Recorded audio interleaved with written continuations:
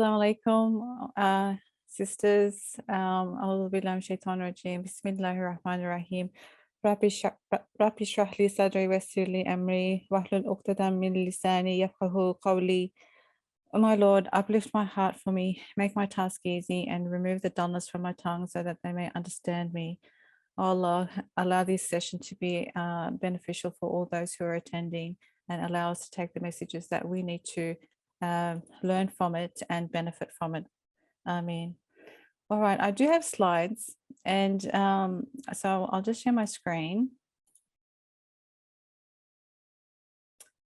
I guess goal setting is a topic that we, hear about a lot. It's really not something new, but it's something I've been thinking about a fair bit. And I guess I thought to myself, how can I add, contribute to a topic that we've all talked about already and we know about, we've probably read about as well. So it could be that some of the things I'm going to talk about are not so new to you, but hopefully, and some things might be just a reinforcement of what you already know. But then there could be other things that are quite new. I think what I will try to do with the approach that I take is that to me, having a spiritual approach to goal setting is really important. I guess, it could be because of my background of having done, I teach Islamic spirituality. But to me, putting the spirit into everything is really important. And therefore, putting the spirit into goal setting is really important too. Especially again, also because goal setting is often seen as I call it a secular concept. And because of that, we don't always associate it with, our faith.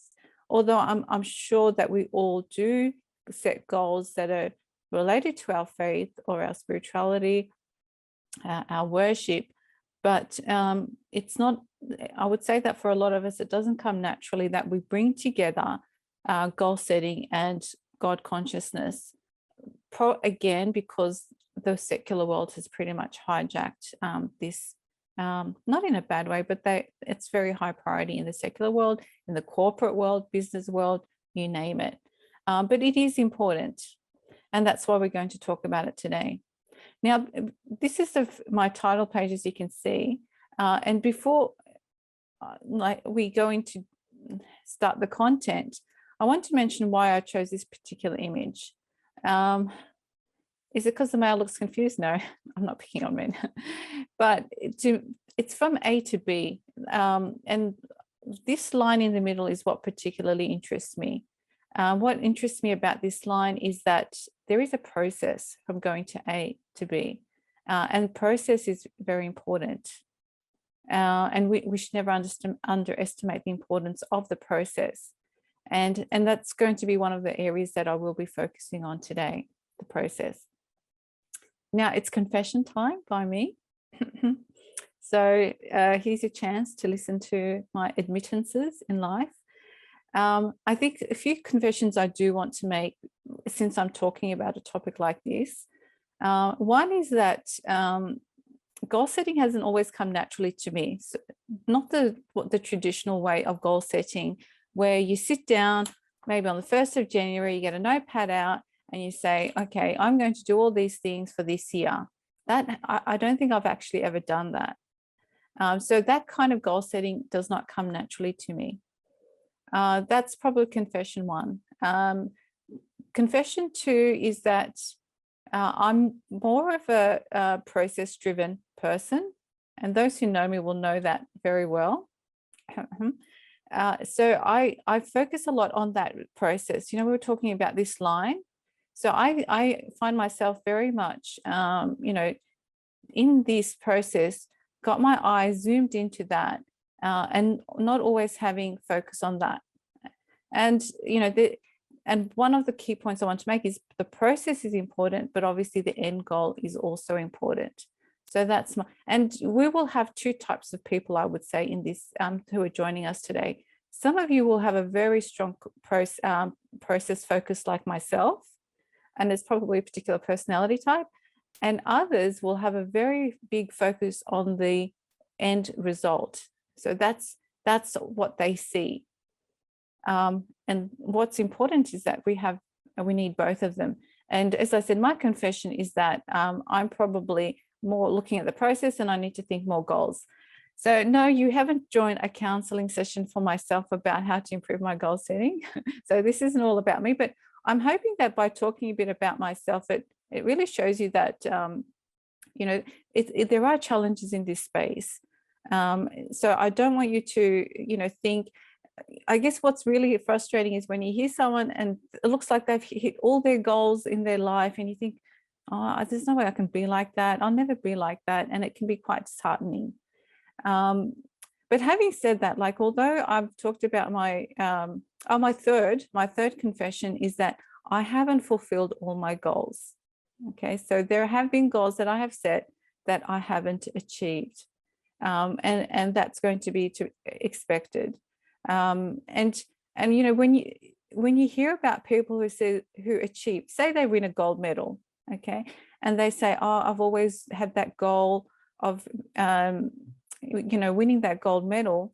The reality is thousands of other people have also had that goal, but not everyone achieves that goal. You hear about those who have achieved it, and so then we might fall into the trap of, well, if I set a goal, then I'll achieve it. It will definitely help, but it's not a be all end all. So my third confession is that, you know, I haven't met all my goals. And I will give you an example later on as we're going through. I'll give you examples of where I have met my goals and where I haven't. But, you know, I know I've maybe downplayed myself a fair bit here. But having said all that, I do feel blessed that I have achieved certain things in life. You know, so, you know, I do think that I have met some goals as well. Now, the thing is, the more I thought about goals and du'as, the more I realized that they're actually very much alike. And I want to break this down for you and help you to understand why I say that. So by dua, we mean supplication. And I will actually give you a definition there. You see, if you want something,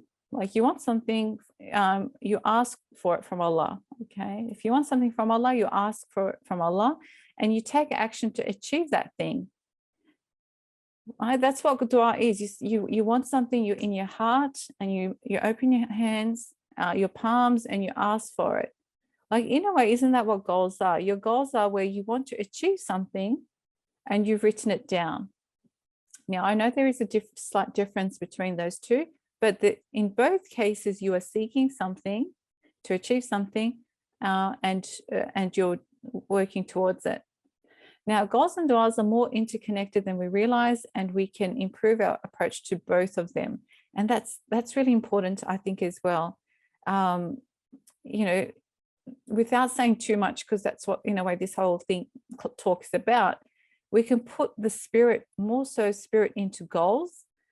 And with the du'as, we can put more processes into them. So that's what I mean by they could, you know, we can improve on each one. And so we can learn from each concept and apply it to the other. Now, what is a du'a? If we look at the actual definition, it means to call out, to invoke, to request, to ask for help. So you're asking. And in this case, what makes a du'a very specific is that you are asking from Allah, for that, Allah subhanahu wa ta'ala. You're asking Allah for that thing. But you're doing it in a way where it's actually considered an act of worship, because you're acknowledging yourself as a servant of Allah, the one who is in need, the one who is weak, the one who is dependent, and you're asking from the one who is the mighty, the powerful, the one who can make things happen. So there's an acknowledgement in dua where you are, you are acknowledging the greatness of Allah and that you need His help in getting a certain outcome to achieve something. So that's how we should understand dua. So it's really quite a deep type of worship, dua. It's more than saying, if someone says, what's dua? Yes, it is to ask Allah of something, but it has such huge implications, beautiful implications. It has the implication that you need Allah. It has the implication that you can't, you acknowledge that you can't ask of anyone else but Allah. So it's really a beautiful practice. And I always advocate that we should make more dua. And I say that to myself as well. Now, there's a lot that's been written on dua and, breaking it down, what's considered dua, what's not. I find this quite interesting, and it's a concept that Said Nursi, 20th century scholar, talks about. Other scholars may have mentioned it as well, but he breaks it down to dua into 4 types. And the 2 that he mentions, which is relevant to our talk today, is the verbal dua, as in basically what you're asking with your tongue and your heart, basically your mind. So you're basically asking something. And he says that there's also active dua or physical dua, where the act of doing all in one's power to achieve a desired result becomes a form of dua. Of course, this has to be done. When he says this, he assumes that we have the intention and the consciousness that we're expecting the results from Allah. That's really important. Don't forget that. So when I say that, let me give you a scenario.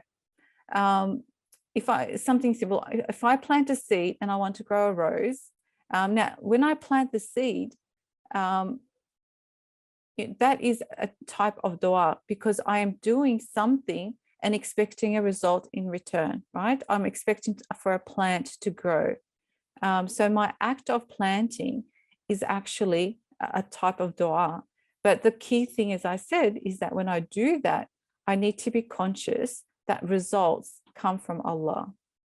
Okay, so with a lot of acts, a lot of things in life, we do need to be involved in both of these types, verbal dua and active dua. I can't, if I've got an exam tomorrow, I can't just, Netflix it all night and then open my arms. I Netflix it till tahajjud time, okay? And then I open my arms and I say, Allah, please help me pass that exam tomorrow. So it's, in a way, it's a shortfall. If you're wanting something from Allah subhanahu wa ta'ala, like a successful result in an exam, you need to do what is needed, expected of you in the physical realm as well. So if that means you need to study, you need to study and then expect the results from Allah. You can't just, with some things, I admit, with some things, we can't do things. There's nothing physically we can do to achieve the outcome. With certain things, it might be beyond our capacity, it might be beyond our power, it might be beyond our scope, so forth. But many things that we do ask for, we can be exerting effort physically as well, physically or mentally, energy into making that happen. All right, so just a bit more on this, and I will link it back to goal setting, I promise. Now, this is the hadith where Prophet ﷺ said, there is no Muslim who calls upon Allah without sin or cutting family ties, but that Allah will give him one of the 3 answers. He will quickly fulfill his supplication, so he gets what he wants straight away. He will store it for him in the hereafter, so he will see the reward for that in the afterlife, basically, or he will divert an evil from him similar to it. Okay, so Allah subhanahu wa ta'ala may not give exactly that thing, but there will be another response. Now, so, and this has to be well understood, because I hear a lot people saying, I made dua for this, it never happened, it never eventuated. Firstly, these points, this part highlights that, there are criteria in a way, or there's an etiquette to making dua that we need to consider, and and then make that dua. But then also, if that thing is that good for us or not, basically we have to trust in divine wisdom, in Allah's wisdom, whether that thing is good for us. Now, to make it easier for us to understand what this means, Nursi also breaks it down, but he uses an analogy that we can understand in today's time. And he says, like in the hadith, he says, du'as are always responded to. Allah responds to everyone's dua, but how he responds to it can depend on what you're asking for. It depends on what's God's wisdom, Allah's wisdom, and whether it's appropriate for you. And there's an analogy that's given here. Say you're a patient and you go to a doctor, and you say, I'm really not feeling well. I've got this sore throat. I've got a cough. Can I have amoxicillin? You ask for an antibiotic. Okay. And so the doctor has studied medicine for so many years. They've got years of experience. They look at you, they, I guess, examine you, and they use the knowledge and wisdom they have in their profession. And they might do three things. One, they might give you that medicine. So they might say, oh yeah, amoxicillin is the right one. Okay, I'm going to write that for you, prescribe that for you. Another option is, a possible response is they might say, it's not really good, you've got a chest infection. Roxithromycin is going to be a better option for you. So amoxicillin is not really that suitable for the kind of chest infection you have. So I'm not going to give you what you want, but I'm going to give you something that's better. Or the third option could be the doctor could say, examine you and say, well, it's actually a viral infection. You don't have a bacterial infection. No antibiotic is going to help your situation. Antibiotics don't help viral infections. And therefore, I will not give you a medication. All you need is plenty of rest and keep up your fluids. Okay, so you can see here, you've asked something based on what you thought was good for you, but the doctor, because of the knowledge that she has and the wisdom they have, they've responded to you with what's best for you. So you can think of dua in that sense as well.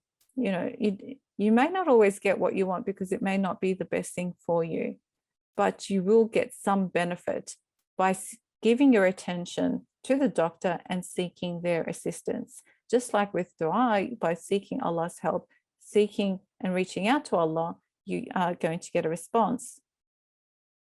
So let's keep that in mind with dua. So hopefully with goal setting in the back of your mind, you're seeing some connection, I hope, anyway. So what's the definition of goals? Definition of a goal, an aim or desired result. That's what a goal, when you have an aim or a desired result. So you're trying to reach a certain outcome is what we're doing with goal setting.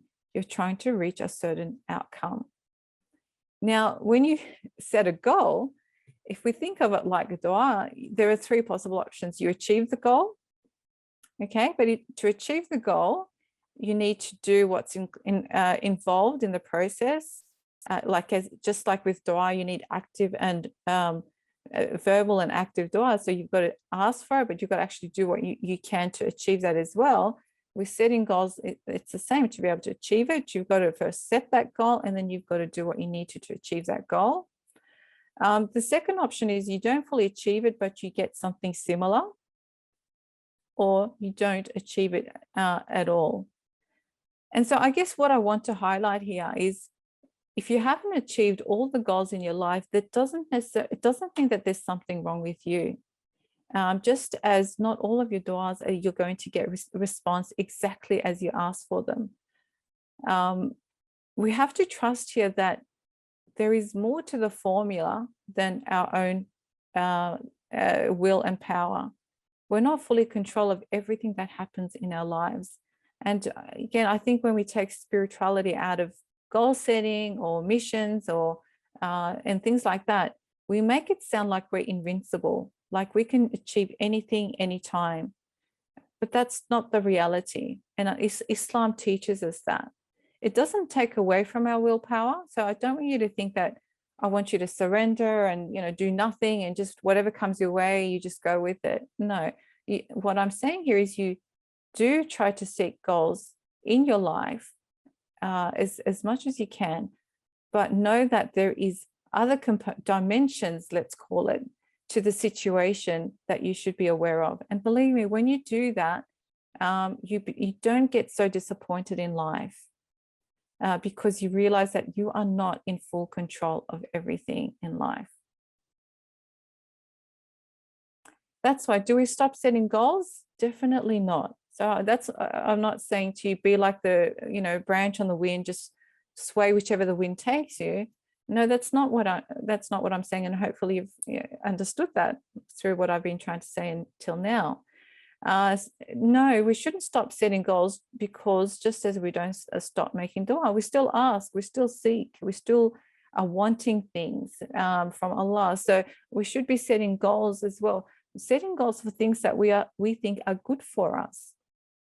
and you know, it's therefore intention and what we ask for is important.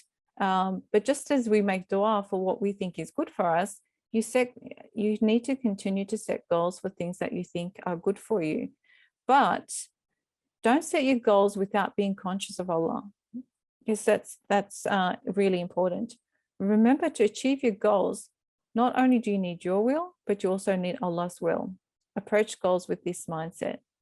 So that's, you know, if we read too many, and I'm not discouraging you from reading goal setting books, but when you read them without being God conscious, it's all about, if I set this goal, I should get it, I should achieve it. And my response might be, not if Allah doesn't will it. Okay, so we can't take Allah out of the will. And I've done this sort of diagram here. It's quite simplistic, but your will is here and Allah's will is here. If I could visualize. Now, I thought, should I put them side by side? But no. So for something to happen, for something to eventuate in your life, if Allah wills it, it will happen, even if you don't will it. But if you will something, and if Allah doesn't will it, it won't happen. If you will it and Allah wills it, it will happen. Okay, so you can see you can't get outside the will of Allah. You can't get outside His will and His power, His knowledge, everything. So when we set goals, we have to be conscious of that. And I do believe if we have that level of consciousness, it really influences the way we set goals and what goals we set as well. Now, so what to do? So yeah, we said, yes, we should set goals. We should be God conscious when we do set goals. So what should we do? These are some of the things that I believe we should say, we should do. Repent to Allah. And I think this is important because it's like a fresh start. When we set goals, we usually set goals at the beginning of the year, New Year's resolutions. We all know about them because it's a new year. We're starting a new year. Maybe some people set goals on their birthday, I'm not sure. Again, because it's a new age that they're starting. And we hear about Ramadan resolutions too. It's a new Ramadan, so we want to start with new, I guess we set goals then. But in any case, think of it like a new start, a new opening for yourself, a new opportunity. And also remember, the power of repentance, istighfar, is huge. You know, in one hadith, our Prophet ﷺ says, the one who repents from a sin is like one who has no sin. So if you truly repent for the sins that you've committed, it's like you haven't committed that sin at all. Like, that is beautiful. That's a beautiful point to be starting on. The second one is make intention. Actions will be judged according to intentions. It's a hadith. It's a very well-known hadith. So make your intention. What do I mean by that? You know, I could have the goal of writing a book, let's say, but again, my primary focus with any goal, it should be to gain the pleasure of Allah as a Muslim. So I'd be like, Allah, I want to write this book, and I want to gain your pleasure by writing this book. So that's where intention is important.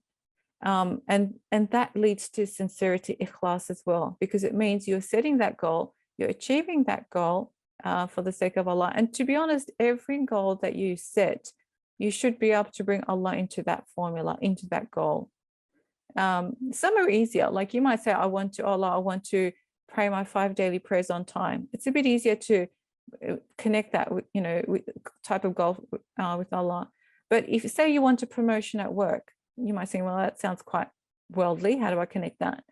But even that, we should be able to, if you're able to say, Allah, I want a promotion at work because I want, you know, Muslims to get into higher positions so that we have greater influence, so that we have a greater presence, so that people can see that Muslims can be successful.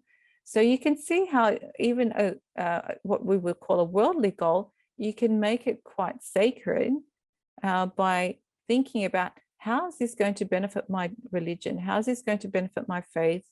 How would Allah be pleased with this goal? Now, the other point I would say is think about what you have achieved in the last 10 years. Now, this is quite important. And a friend actually told me, and I think she read it somewhere, Because if you think about what you've achieved in the last year, especially with the pandemic, you might think, oh, I haven't really achieved too much. And then again, some of you may have had a huge event in your life, like you might have had a child, or you finished university, or you got your first job, you moved countries. Some of you may, but a lot of us didn't do those big things in our lives. But we've all really in the last 10 years achieved some major things. So I think it's important to recognize and acknowledge and give credit to yourself, but also by thanking Allah for that, for being able to do it, for what you've achieved in the last 10 years. And I think that will help to give you confidence in being able to set goals moving forward. So, I want you all to think about that. What are some of the major things I've achieved in the last 10 years? And I'm sure that you would be able to, think of at least 3 things that are quite big. And I've written here, don't just think about, and the tangible ones, because you may have emotionally grown. It's hard to put, you may not have, zeros in your bank account, as in after a digit, but you may find that you've actually become very patient in the last 10 years. You might find that your knowledge has grown because you've been studying. You may find that you've just become wiser. You can just feel it, the way you approach people. So it's not just about the tangible things, but also how you've grown mentally, emotionally, psychologically as well. And having said that, there may be other areas where you haven't grown, or you may feel like you've lapsed back. But I am certain that you've all grown in some area, in some way in the last 10 years, and recognize that and give yourself credit for that, basically. Now, before setting goals, start with Bismillah. I guess connects back to what we've been talking about, in the name of Allah. And that way you're becoming more conscious, and you're starting this goal with hopefully the support of Allah. Ask yourself, what kind of pain do I want? This is from the Atomic Habits book. I'm going to give you a few quotes from the Atomic Habits book and website. Ask yourself, what kind of pain do I want? Because if you're setting a goal, usually it needs some sort of effort. It needs a bit of a struggle. And so you've got to acknowledge that from the beginning as well. And when I read that, from the Atomic Habits, I think website it was, it reminded me of this notion of jihad. Jihad means to struggle, to strive. But again, it's got a, Islamic aspect to it, to strive for the sake of Allah. So you're studying, you could be doing jihad studying, you could be doing jihad with your work, bringing up your child. So jihad means to struggle. And so you're struggling, but you're also doing it to please Allah. So when you're setting goals, it's not going to necessarily be a walk in the park, basically. Be conscious of that.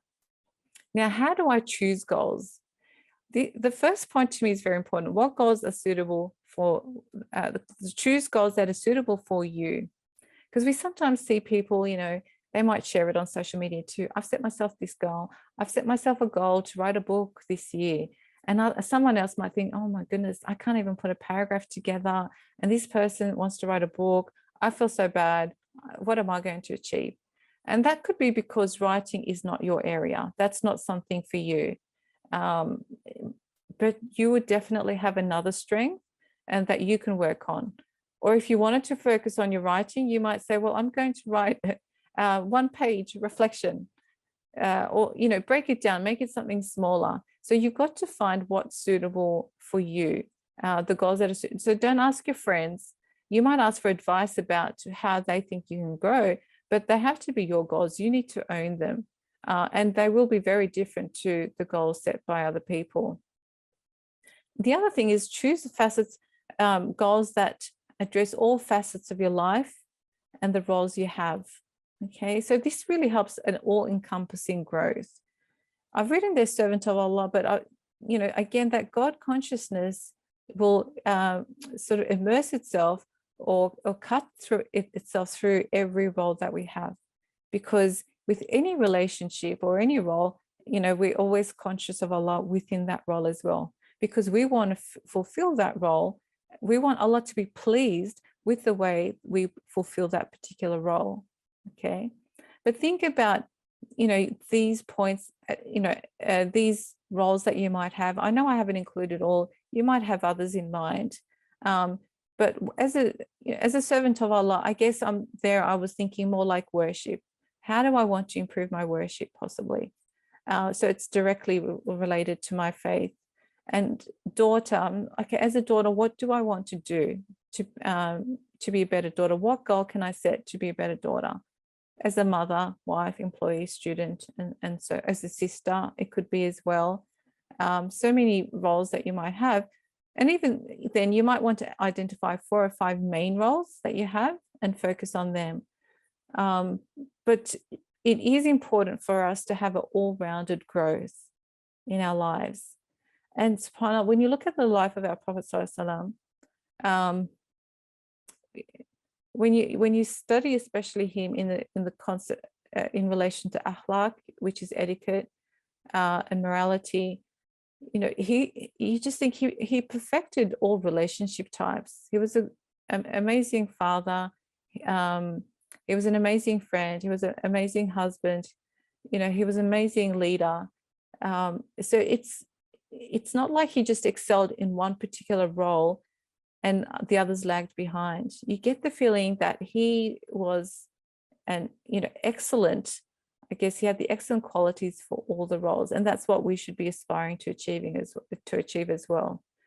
And the reality is, most of us would be excelling in one of these, and sort of the others falling behind. So if we want to be an all-rounded, I guess, and grow as a human being, as an all-rounded person, we need to make sure that we are good in all these roles, or all the roles that we have. So you can't just focus on the one role that you're really good at and think, I'm just going to get better at that. We've got to improve on all our roles. And maybe it is that the roles that you're not so good at, that you feel that you're lagging behind, the goals that you set for them might be smaller. So you've got to be realistic as well. So this is from, again, the Atomic Habits. So at this point, I should say, I would highly recommend you this book. I did read it, and I was actually reading it again this week, or listening to it. I read it, and this time I was listening to it on the weekend. I would highly recommend it. There are some really good tips, and some of the points that I make later on are coming from that, from the book as well. And I think what's important in this book is that there is a big focus on identity and processes, especially he focuses a lot on processes. He actually, in a way, says scrap goals, but I don't think he means it. I think he's just being dramatic when he says that. But I think he's kind of trying to say that we focus so much on goals, we don't actually talk about how to reach those goals. And so he then is tackling that aspect of it. But in this, we've got the identity, and this goes back to, some of the roles we have and the identity related to it. But, how do I want to identify with this goal, or how is this going to impact my identity? So it's a bit like, if some of you have listened to Simon Sinek's work, he talks about the why and how the why is so important. So this, at the core, our identity helps us to understand why we want to achieve what we want to achieve. And then the processes is really important as well. And believe me, there are some really good, easy tips to achieve it. And then the outcome is that on the outside.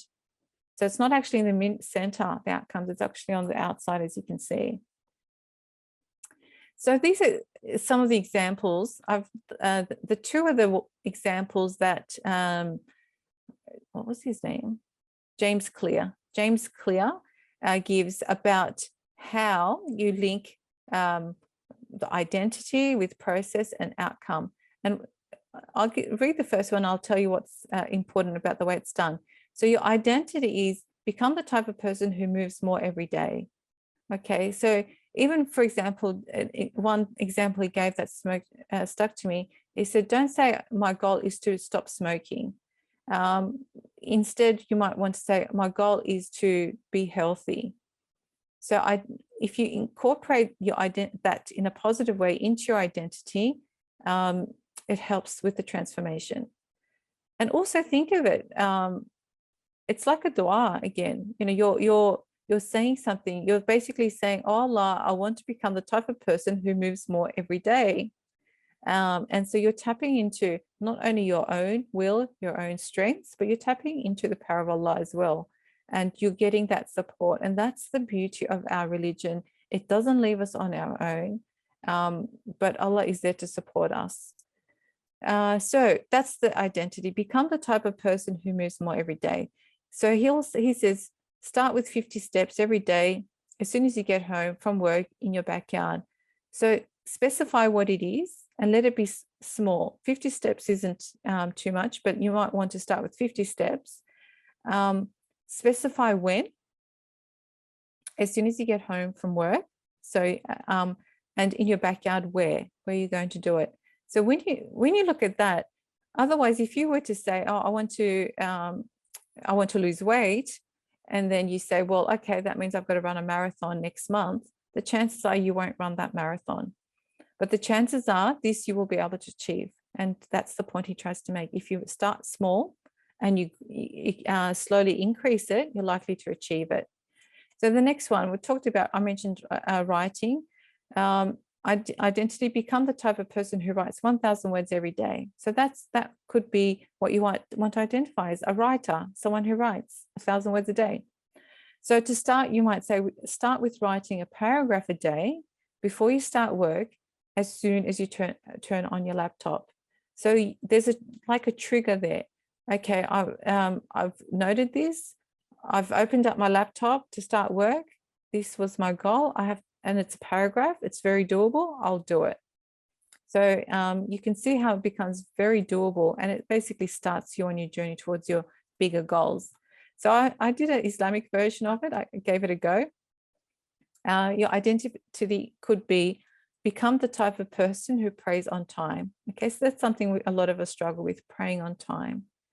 And so if you set the goal, say, okay, that's it. Every prayer I'm going to pray on time from now on.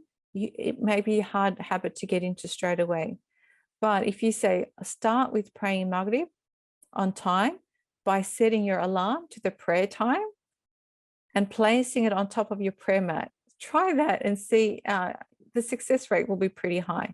Because one, you've got the alarm on, so you've got to switch it off unless you're willing to listen to it. Two, it's on your prayer mat, so you're going to see your prayer mat and it's prayer time. And so you are more likely to pray that prayer on time. And so that could, again, be the starting point to achieving a bigger goal. But, you know, like I highlighted at the beginning, you can write a goal, but things do not go according to your plan.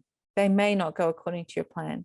That's okay. It happens. And Allah subhanahu wa ta'ala says in the Quran, but they plan and Allah plans, and Allah is the best of planners. And I think we've all experienced this to a large degree in our lives.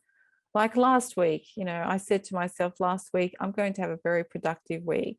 The week before, my mum was over, so I didn't get to, when I say productive with, let's say with work, because I was productive the week before, but with family. So I had spent a lot of time with family, and so it was like work was building. So last week I said, I'm going to be very productive with work.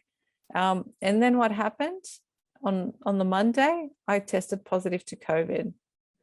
So good luck in being productive and fulfilling that goal of being productive when you've tested COVID positive.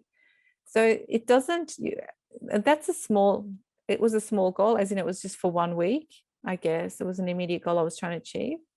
But sometimes we can set ourselves goals and then things happen. Life happens, as we say, and you know, you can't achieve it.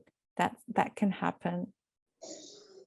This also, when I think about that, life happens or things happen, I think of this situation, this example as well. This was when our Prophet ﷺ was migrating from Mecca to Medina. Okay. And these are his words when he was leaving. He says, of all God's earth, you are the dearest place to me and dearest to God. Had it not been for people driving me out from here, I would not have left you. It actually makes hurts my heart when I read this. You can almost feel the pain he was feeling because he was made to leave Mecca. the place he loved, the place that was dear to him. So you can't say that everything in our life will go perfect, what we assume as perfectly, because we've set goals. This isn't something that, let's be honest, our Prophet ﷺ didn't have a goal of being exiled from Mecca. He didn't have that goal. It happened. He had to migrate to Medina. But what's I guess powerful about this example, and probably a lot of the examples in the life of our Prophet, is that it was a momentous occasion. It actually, that migration from Mecca to Medina became when the Islamic calendar started. So all the Islamic calendar is commenced at that point when he had to leave Mecca to go to Medina, because it was such a significant event. It was significant to him personally. Let's put that on one side. It was significant to him personally because it was painful. It hurt him. His family, his own people were basically forcing him to leave. But it was also significant because with this move, or hijrah, migration to Medina, it was a huge opening for Islam, and it was a huge opportunity for growth for Islam, which it did. So you can see how sometimes hindrances or challenges can actually have other underlying benefits for us. And that's because of Allah's wisdom. Allah's wisdom is such that everything has wisdom. Sometimes we can see that wisdom in this life, and sometimes we need to wait for the afterlife to see the wisdom of events. But we have to trust that everything happens with Allah's wisdom and with Allah's mercy. So, if a goal doesn't work out, basically, just again, we have to remember that there's a bigger picture to the scenario, and to be conscious of that. You can't set goals without having Allah subhanahu wa ta'ala in the formula. So turn challenges into opportunities. I say where possible, because it's not always possible. Sometimes all you can do is be patient through it. So it's not like every time there's a difficulty, a challenge coming your way, you've got to, it's going to be this amazing breakthrough, and we were in lockdown, so we all were going to write volumes of books. It doesn't always work that way, but sometimes it can. And if there are those opportunities, we need to be, I guess, ready to see them and be open to them. And this is where, like, our goals we have in mind, they are so much like du'as, because you can make du'a for something, but you don't exactly know how it will manifest itself. Let me give you an example of myself. We do have time. Of myself. When I was 18, I made dua. I said, Allah, please let me serve your religion. I was 18, that was a long time ago. I had no idea exactly what I was asking for, how I wanted to do it. I had no details, but I really wanted Allah to utilize me in his cause. And I have to say, after that, I think Allah did open doors for me, and I was able to, inshallah, he uses me as a tool in his religion. But another thing that I guess that was really, I remember saying to someone, I really want to finish my PhD. This was before when I finished my PhD. So that was a goal. And this person said, why don't you set yourself a higher goal? Why don't you, set the goal to become a scholar? And I'm like, what, me, scholar? Nah, that kind of thing. And I'm not saying I'm a scholar at the moment, but, I guess, I feel like I'm hoping my trajectory is towards that one day. Maybe by the time I'm 80, I might have the wisdom and the knowledge where it might be considered half scholarly. But what's interesting is in this journey, I ended up in academia. So scholarship could be in the more traditional way, it could be in academia. I found myself in academia. I didn't specify, but I found myself there. And in academia, scholarship, your title is important. It's the world we live in. And one thing, my dad last year, the year before, he said to me, I want to see you as an associate professor before I die. And I was like, oh, Dad, you're using, I didn't say it to him, of course. My dad is somewhat very authoritative, so you don't speak back. But I was thinking, Dad, you're using emotional blackmail on me. But he really wanted it for me, and he would ask me every time, how's it going? So I said, all right. So I actually applied for a promotion to being an associate professor. And it was a long process, mind you. And it's not something I would have done unless my dad pushed me. And so then I applied, and then last year I got it. And then last year my dad actually passed away. Alhamdulillah. Alhamdulillah, I was able to, I guess sometimes I think Allah puts things in your way, or he puts people in your life or situations which help you to achieve goals that you actually want, but you know, but you need a bit of a push. And I'll be honest, honestly, I would not have applied for that position of it. And to be honest, for me personally, associate professorship doesn't mean much, but it meant a lot to my dad. And in the world of academia, it means something. So inshallah, for the Deen of Islam, it means something. But I wouldn't have done it unless my dad prompted me. And if Allah is part of everything, then I think if he willed it, that's how he had a part to play in it all. So we should, you know, think about all these things when we're setting goals. It is a bit more complicated, but there, you know, can be opportunities for us to move forward. Now, having said all this, I told you at the beginning, I have not met all my goals. And one of the goals I suppose I have, is to know Arabic, I guess, fluently. And it's interesting, today, probably for the nth time, I cancelled my Arabic lesson with my tutor because I was just so overwhelmed with work. And I said to him, I'm not giving up on this yet, but I'm just cancelling another class. So I want you to know that the struggle is real, and there are certain goals that we do set, and it's not that easy to achieve. And if this doesn't work with my learning of Arabic, I'm going to book myself a flight to Egypt, and not potentially book a return flight for 3 months and immerse myself there in Arabic or something. So success, this is where I suppose, what is success? Because when we usually think, if I've achieved a goal, I'm successful. But what do we mean by a goal? So definition of success is the accomplishment of an aim or purpose. So that we've got to be clear, what is that aim or purpose? Now, if the prophets, if their role was to guide people, I mean, Allah guides, but to give the message, I should say. But there were some prophets that had no followers. Does that mean they were not successful? Astaghfirullah, of course they were successful in their role as prophets, but people did not believe. So I would say that you've got to think of success in that way. You have done all that you can to achieve something, an outcome, to achieve an outcome which Allah would be pleased with. So that's when you're successful. When you say, I've done all that I can to achieve a particular goal, you are successful. It doesn't mean, and you may not actually achieve it.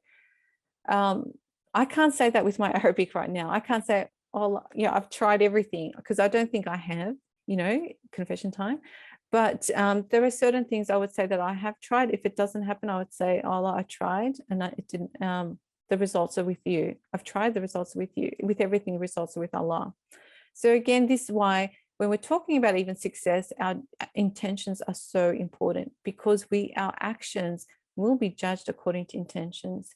This hadith is so important that according to Imam Shafi, he says that 70 volumes of books on fiqh, jurisprudence, have been made clear because of this hadith.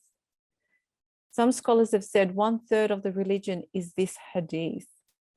So that's why, you know, it shouldn't seem strange to you that I'm bringing into goal setting as well. It's intention, niyyah, is in everything, and it's so important. And you can't have niyyah, intention, without Allah. Add this to the span of works.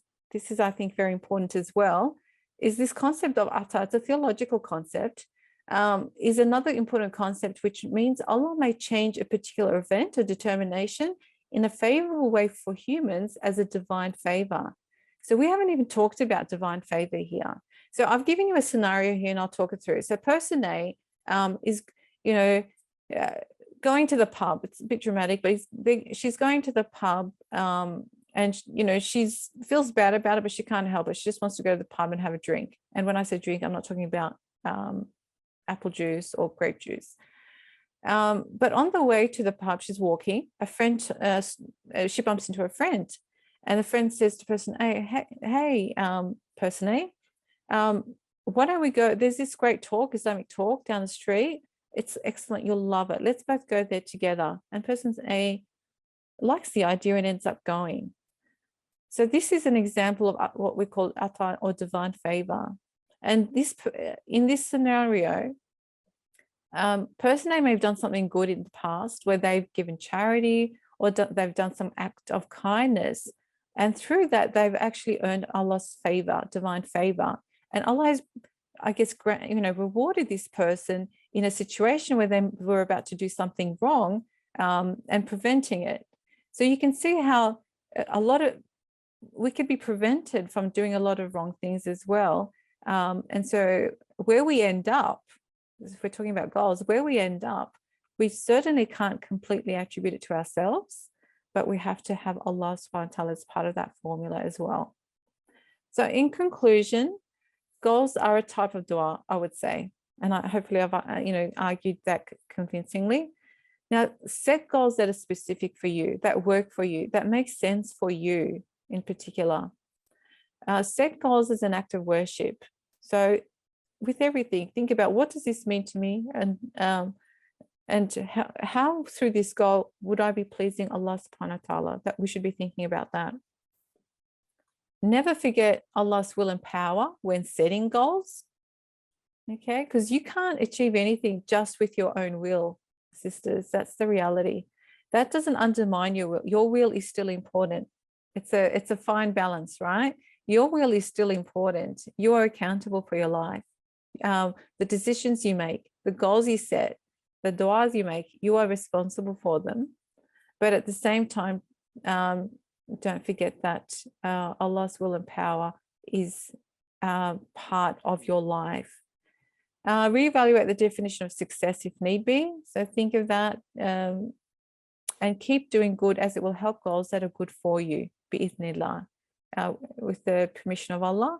The good that you do, not only, I mean, actually we know what it's like karma, probably we've heard of it, but this is there's an Islamic, I guess, theological understanding of this as well. If you do good, it will come back to you. You will get the reward for it in the hereafter, but Allah can grant His divine favor and benefit you in this life with it as well. And just to finish this is probably one of the, helps us to understand or to deal with a lot of life events, but perhaps you hate a thing and it is good for you, and perhaps you love a thing and it is bad for you. And Allah knows while you know not. So when you set a goal for yourself, do it with the intention that this is good for you, and do what you can to achieve it. But if you don't achieve it, evaluate, analyze, but also keep in mind that maybe it wasn't good for you. So that brings us to the end. And we have any questions? 3 minutes. Do we have any questions from our audience? Assalamu alaikum. May I ask one? Yes, sure, Tayyiba. Assalamu alaikum, Dr. Alaikum Zuleyha. salam. Jazakallah khair for a very inspiring session. My question is about ikhlas. You mentioned how important ikhlas is. I wonder if there is a way to assess our level of ikhlas, because there are so many times that we set a goal and we think it is for the pleasure of Allah subhanahu wa ta'ala, but along the process, other intentions can come in. They can creep in, because we are living in a world with, which influences us, and there is devil. So our intentions can get corrupted. So is there a way of knowing how pure our intention is of pleasure of Allah subhanahu wa ta'ala? It really comes with self-awareness. And this is where I would say muhasabah, self-analysis or self-interrogation is very important. You really need to know yourself to be able to know how sincere you are. And you're right, sometimes we start something and we start with sincere intentions. We have ikhlas, But along the way, everyone's saying you're fantastic, you're great, you're this, and our nafs, our ego can get into it. But the opposite sometimes happens too, where you start off with some level of egoistic, but something happens and it really humbles you. And then you think, well, why am I really doing this? And you're forced to, I guess, do some soul searching or answer that question. And there are certain situations where, the only reason you do it is because you want to please Allah, because there's no other benefit. It could be something like that. It could be like, public criticism or very, very low reward, like as in payment or acknowledgement. And you just think, I'm not getting any benefit. Allah, I'm doing this for you. It really helps sometimes to clarify our intentions. But I think muhasabah, self-interrogation, is key.